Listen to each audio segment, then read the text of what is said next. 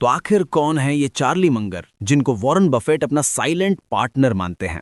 एक दोस्त, एक लॉयर, एक एडवाइजर, और वॉरेन बफेट ने उन्हें एक बार द अबॉमिनेबल नो मैन भी कहा था। मतलब एक ऐसा इंसान जो हर चीज को ना बोलता है। लेकिन ये ना बोलने वाला इंसान बर्कशायर हाथवे के सबसे बड़े स्टॉक होल्डर्स में से एक है। एक ऐसी कंपनी जिसकी मार्केट वैल्यू 1964 से लेकर आज तक लगभग 13,500 टाइम्स बढ़ चुकी है, $10 मिलियन से $135 बिलियन तक। लेकिन मंगर हमेशा लाइमलाइट से दूर रहे। इस कॉम्प्लेक्स और हाईली प्राइवेट बिजनेसमैन को समझने के लिए हमें शुरू से शुरू करना होगा। चार्ल्स टॉमस मंगर का जन्म हुआ जनवरी 1, 1924 ओमाहा, नेब्रास्का में, वही शहर जहां वॉरेन बफेट का भी जन्म हुआ था।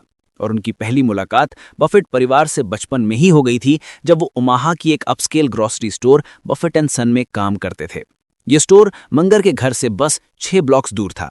स्टोर के मालिक थे वॉरेन के दादा अर्नेस्ट बफेट। अर्नेस्ट बफेट एक सख्त डिसिप्लिनेरियन थे। वो अपने यंग वर्कर्स से 12 घंटे की शिफ्ट करवाते थे, बिना किसी मील या ब्रेक के।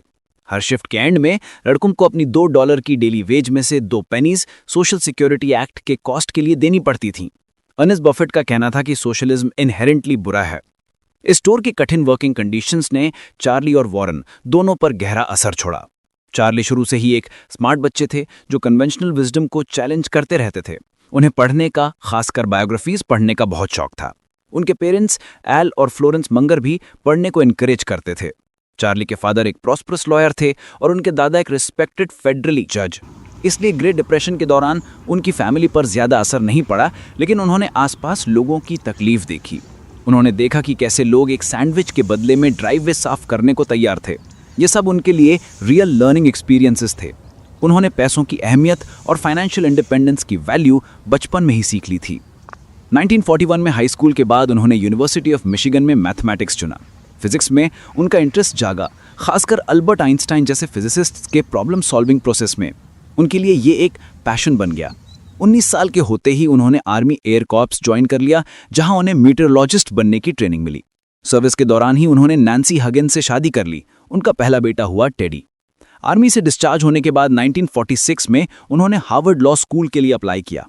बैचलर्स डिग्री ना होने के बावजूद एक फैमिली फ्रेंड की सिफारिश पर उन्हें एडमिशन मिल गया। वो अपनी क्लास के 335 स्टूडेंट्स में से 12 में से एक थे जो मैग्ना कम लाउडे ग्रेजुएट हुए।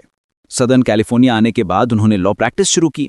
साउथ पैसेडीना में उनका एक घर था जहां वो नैन्सी और अपने 3 बच्चों टेडी, मॉली और वेंडी के साथ रहते थे। लेकिन बाहर से सब ठीक दिखने के बावजूद उनकी लाइफ में तूफान आने वाला था। 1953 में उनका डाइवोर्स हो गया और उसके कुछ टाइम बाद उन्हें पता चला कि उनके बेटे टेडी को टर्मिनल लुकीमिया है। उस जमाने में बोन मैरो ट्रांसप्लांट्स नहीं होते थे, कोई उम्मीद नहीं थी।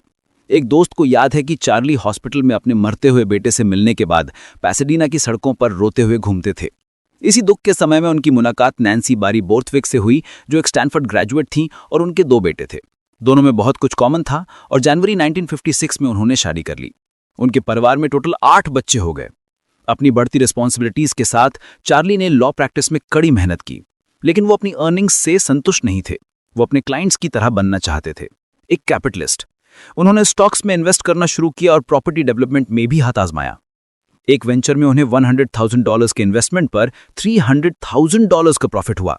धीरे धीरे वो बड़े प्रोजेक्ट्स लेते गए और अपने सारे प्रॉफिट्स रियल एस्टेट में ही रीइन्वेस्ट करते रहे।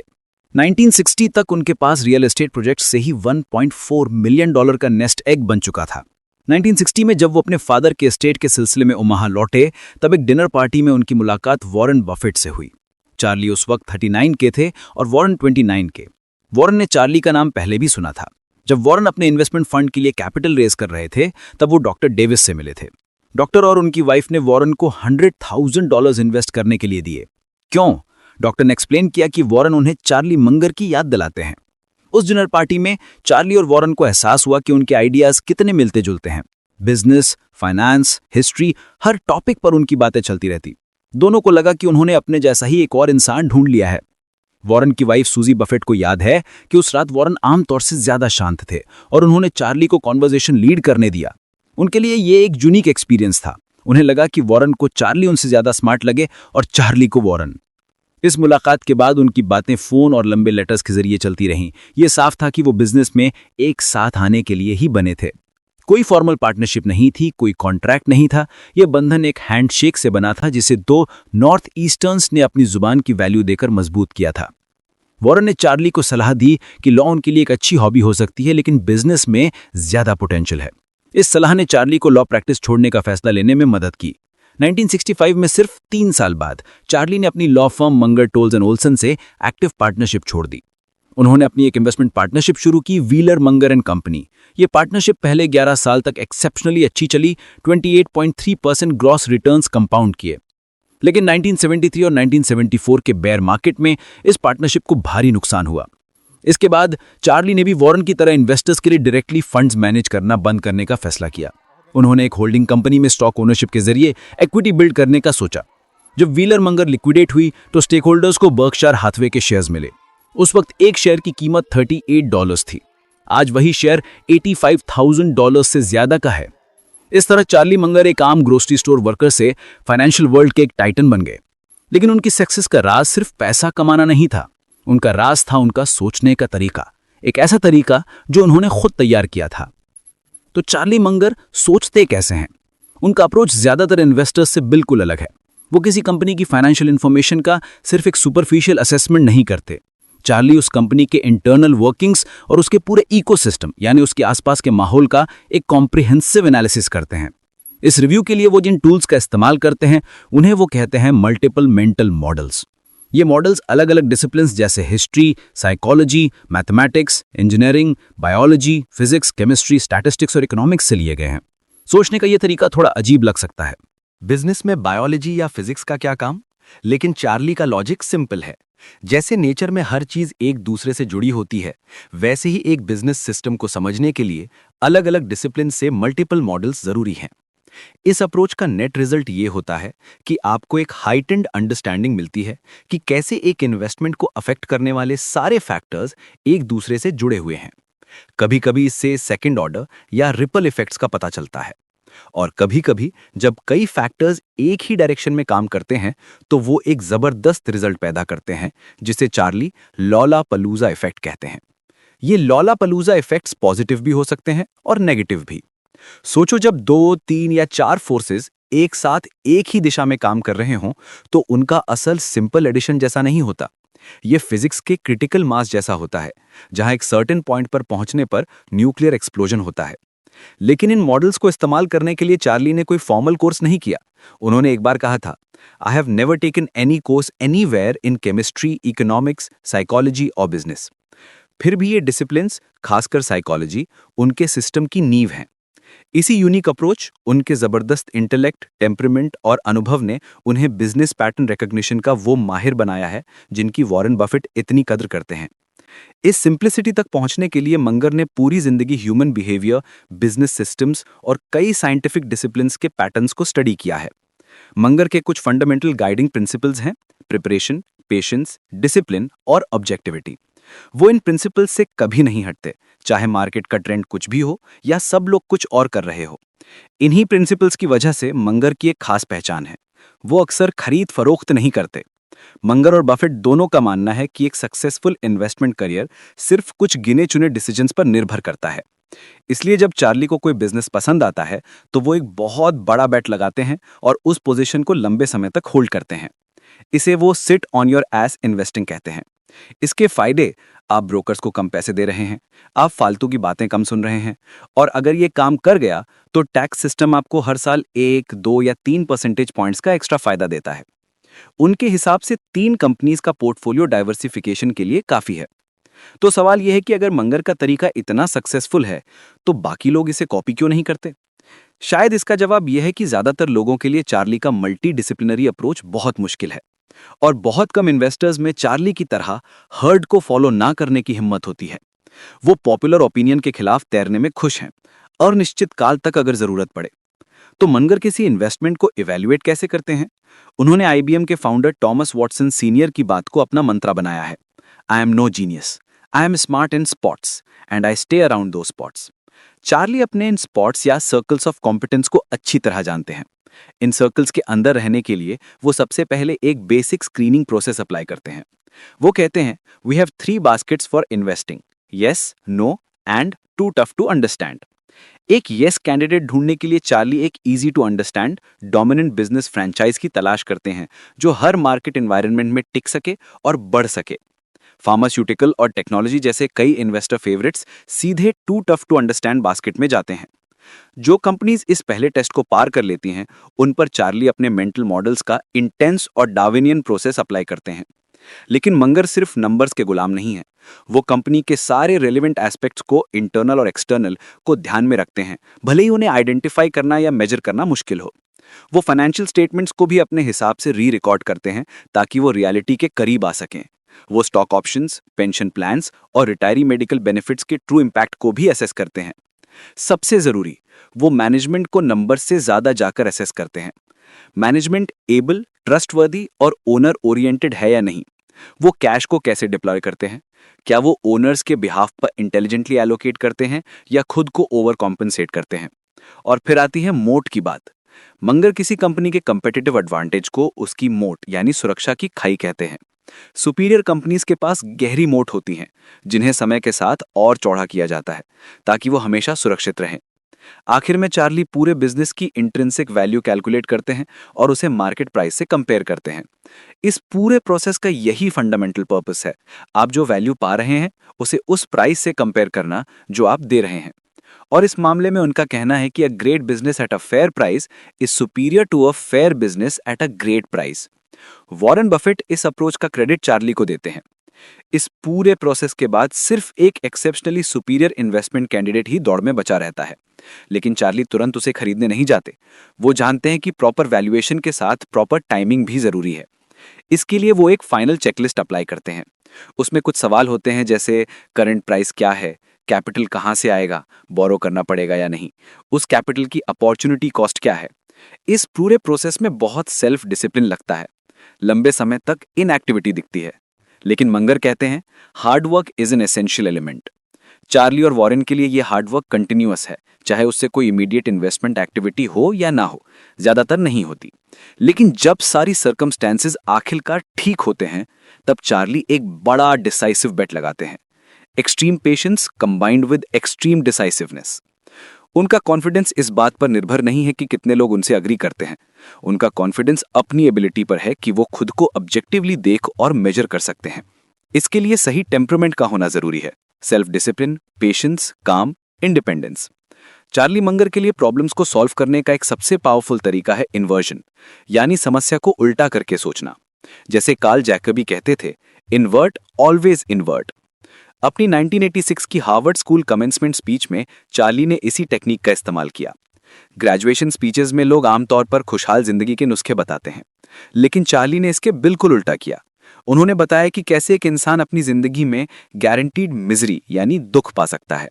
उन्होंने कॉमेडियन जॉनी कार्सन के 3 प्रिस्क्रिप्शन से शुरुआत की। पहला, केमिकल्स इंजेस्ट करना, मूड या परसेप्शन को ऑल्टर करने के लिए। चार्ली कहते हैं कि उनके युद्ध के 4 सबसे करीबी दोस्त जो हाईली इंटेलिजेंट और एथिकल थे, उनमें से 2 की मौत अल्कोहल के कारण हुई और तीसरा एक लिविंग अल्कोहलिक है। दूसरा, एनवी यानी ईर्ष्या। ये इतनी डिस्ट्रक्टिव है कि इसका जिक्र मोजेस के लॉ में भी है। और तीसरा, रिजेंटमेंट यानी नाराजगी।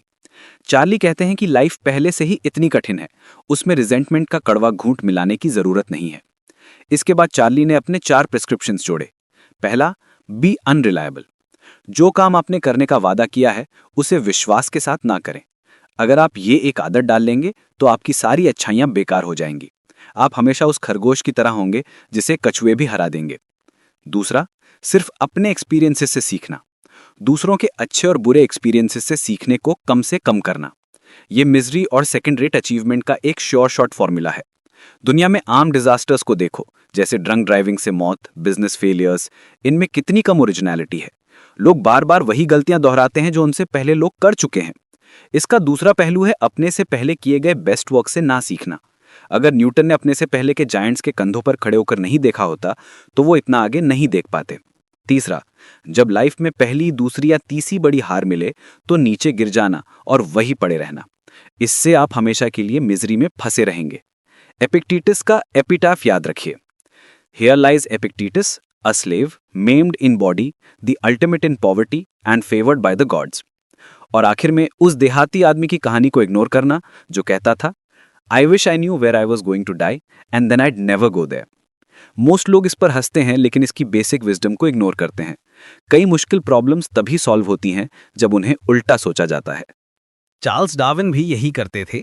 वो हमेशा उस एविडेंस पर सबसे पहले ध्यान देते थे जो उनकी चेरिश की हुई थियरी को डिसकन्फर्म करता था।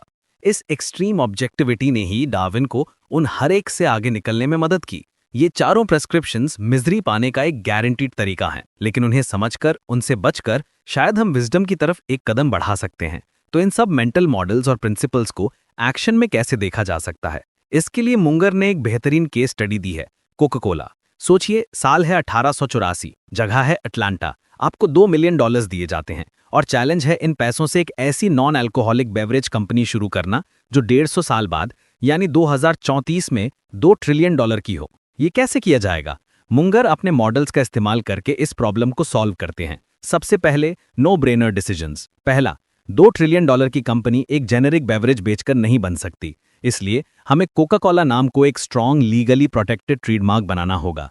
दूसरा, इस स्केल तक पहुंचने के लिए हमें पूरी दुनिया में तेजी से एक्सपैंड करना होगा। इसका मतलब है हमें एक ऐसा प्रोडक्ट बनाना होगा जिसमें यूनिवर्सल अपील हो। अब आते हैं नंबर्स पर। 2034 तक दुनिया में लगभग 8 बिलियन बेवरेज कंज्यूमर्स होंगे। हर कंज्यूमर दिन में लगभग 8 आउंस सर्विंग्स पानी पीता है। अगर हमारा बेवरेज और उसके जैसे दूसरे बेवरेजेस दुनिया के सिर्फ 25% वाटर इंजेक्शन को फ्लेवर कर पाएं और हम उस नए मार्केट का 50% हिस्सा ले लें, तो हम साल में 2.92 ट्रिलियन सर्विंग्स बेच सकते हैं। और अगर हम हर सर्विंग पर 4 सेंट्स का नेट प्रॉफिट कमाएं तो हमारी अर्निंग्स $117 बिलियन होंगी। इस अर्निंग पर कंपनी की वैल्यू आराम से $2 ट्रिलियन हो सकती है। अब सबसे बड़ा सवाल है यूनिवर्सल अपील क्रिएट करने का। यहाँ साइकोलॉजी के एलिमेंट्री कॉन्सेप्ट्स काम आते हैं। मुंगर कहते हैं, in a sense we are going into the business of creating and maintaining conditioned reflexes. Coca Cola का ट्रेड नेम और ट्रेड ड्रेस स्टिमुलाई होंगे और बेवरेज को खरीदना और पीना डिजायर्ड रिस्पॉन्स होगा। कंडीशन रिफ्लेक्सेस कैसे क्रिएट किए जाते हैं? 2 तरीकों से, ऑपरेंट कंडीशनिंग और क्लासिकल यानी पैवलोवियन कंडीशनिंग। लॉलापलूजा रिजल्ट के लिए हमें दोनों का इस्तेमाल करना होगा। ऑपरेंट कंडीशनिंग के लिए हमें बेवरेज के कंजम्पशन के रिवॉर्ड्स को मैक्सिमाइज करना होगा, जैसे फूड वैल्यू यानी कैलोरीज, फ्लेवर, टेक्सचर और अरोमा, स्टिमुलस जैसे शुगर या कैफीन, और कूलिंग इफेक्ट। मुंगर कहते हैं कि हम इन सभी कैटेगरीज में रिवॉर्ड्स शामिल करेंगे। हम अपने बेवरेज को ठंडा पीने के लिए डिजाइन करेंगे, उसमें शुगर और कैफीन डालेंगे और हम ट्रायल ऑन एरर से वो फ्लेवर ढूंढेंगे जो ह्यूमन प्लेजर को मैक्सिमाइज करे। दूसरा, हमें इस कंडीशन रिफ्लेक्स को टूटने से बचाना होगा। इसका एक ही इलाज है, हमारा प्रोडक्ट हर वक्त हर जगह पूरी दुनिया में अवेलेबल होना चाहिए। अगर कॉम्पिटिटर का प्रोडक्ट ट्राई ही नहीं किया जाएगा तो वो कन्फ्लिक्टिंग हैबिट कैसे बनाएगा? अब आते हैं पैवलोवियन कंडीशनिंग पर। इसमें पावरफुल इफेक्ट सिर्फ मियर एसोसिएशन से आते हैं, पावलोव के कुत्ते की तरह जो घंटी की आवाज पर सलाइवेट करता है। मुंगर कहते हैं, the brain of man yearns for the type of beverage held by the pretty woman he can't have. इसलिए हमारा बेवरेज और उसका प्रमोशन कंज्यूमर्स के दिमाग में उन सभी चीजों से जुड़ना चाहिए जो उन्हें पसंद है या जिन्हें वो एडमायर करते हैं। इस पर बहुत पैसा खर्च होगा, लेकिन ये जरूरी है। हम बेवरेज का नाम कोका कोला रखेंगे, ग्लोट्स शुगर्ड कैफिनेटेड वाटर नहीं। हम उसे वाइन जैसा लुक देंगे। हम पानी को कार्बोनेट करेंगे ताकि वो शैंपेन जैसा लगे और फ्लेवर बिल्कुल यूनिक होगा। इसके साथ हम सोशल प्रूफ का भी फायदा उठाएंगे, मंकी सी मंकी डू। जब सब लोग कुछ खरीद रहे होते हैं तो हम सोचते हैं कि वो अच्छा ही होगा, इससे ट्रायल बढ़ेगा और कंजम्पशन का रिवॉर्ड भी। इस सब के कॉम्बिनेशन से एक ऑटो कैटालिटिक रिएक्शन शुरू होगी, वही लॉलापलूजा इफेक्ट जो हमें चाहिए। और आखिर में फिर से इन्वर्जन, हमें क्या अवॉइड करना है? पहला, आफ्टर टेस्ट, कंज्यूमर को एक के बाद एक बॉटल पीनी चाहिए बिना किसी रुकावट के। दूसरा, हमें अपने ट्रेडमार्क नाम का आधा हिस्सा भी खोने से बचना होगा। अगर कोई पेपी कोला होगा तो वो हमारा ही ब्रांड होगा। तीसरा, एनवी से बचना होगा। हमें अपनी सक्सेस को डिजर्व करना होगा। प्रोडक्ट क्वालिटी, प्रेजेंटेशन और प्राइस सब रीजनेबल होने चाहिए। और चौथा, जब हमारा फ्लेवर मार्केट डोमिनेट कर ले तो हमें उसमें अचानक कोई बड़ा बदलाव नहीं करना चाहिए। इससे कंज्यूमर्स में डिप्राइवल सुपर रिएक्शन सिंड्रोम ट्रिगर होगा। लोग जो चीज उनके पास से छीन ली जाती है उस पर बहुत बुरा रिएक्ट करते हैं। न्यू कोक का फियास्को इसका सबसे बड़ा सबूत है। रियल कोका कोला कंपनी ने इनमें से कुछ गलतियां की। उन्होंने अपना आधा ट्रेडमार्क खो दिया, फिक्स प्राइस पर परपेचुअल बॉटलिंग फ्रेंचाइजेस दे दी, लेकिन फिर भी वो इस प्लान के इतने करीब रहे कि आज उनकी कंपनी $125 बिलियन की है और 2034 तक $2 ट्रिलियन तक पहुंच सकती है। चार्ली मुंगर के लिए विजडम हासिल करना एक मोरल ड्यूटी है। ये सिर्फ लाइफ में आगे बढ़ने के लिए नहीं है, और इसका एक जरूरी हिस्सा है लाइफ टाइम लर्निंग। बिना इसके आप ज्यादा आगे नहीं जा सकते। वो कहते हैं, they go to bed every night a little wiser than they were that morning. ये आदत बहुत काम आती है खासतौर पर जब आपके सामने एक लंबा सफर हो। दुनिया में आगे बढ़ने का सबसे सुरक्षित तरीका वही है जो आप चाहते हैं उसके लायक बनना। It's the golden rule. आप दुनिया को वही चीज डिलीवर करें जो आप खुद खरीदते अगर आप दूसरी तरफ होते। जिन लोगों ने इस इथोस को अपनाया है वो लाइफ में जीतते हैं, और वो सिर्फ पैसा और सम्मान ही नहीं जीतते, वो उन लोगों का आदर और विश्वास जीतते हैं जिनके साथ वो डील करते हैं। और इस डिजर्व ट्रस्ट से लाइफ में बहुत खुशी मिलती है। आपको अपनी लाइफ में कुछ टेरेबल ब्लोज मिलेंगे, अनफेयर ब्लोज। कुछ लोग रिकवर कर जाते हैं, कुछ नहीं। यहाँ एपिक्टेटस का एटीट्यूड सही राह दिखाता है। वो मानते थे कि लाइफ की हर मिस चांस, चाहे कितनी भी बुरी हो, अच्छी तरह बिहेव करने का एक मौका देती है। हर मिस चांस कुछ नया सीखने का मौका देती है। खुद पर तरस खाने में डूबने के बजाय हर टेरेबल ब्लो को एक कंस्ट्रक्टिव तरीके से यूज करना हमारी ड्यूटी है। जैसे जैसे आप लाइफ में आगे बढ़ेंगे, आपको एक seamless web of deserve trust को मैक्सिमाइज करना है। बस रिलायबल लोगों का एक नेटवर्क जो एक दूसरे पर सही तरह से विश्वास करता है। एक मेयो क्लिनिक का ऑपरेटिंग रूम ऐसे ही चलता है। अगर वहां लॉयर्स अपनी तरह का प्रोसेस इंट्रोड्यूस कर दें तो ज्यादा पेशेंट्स मर जाएंगे।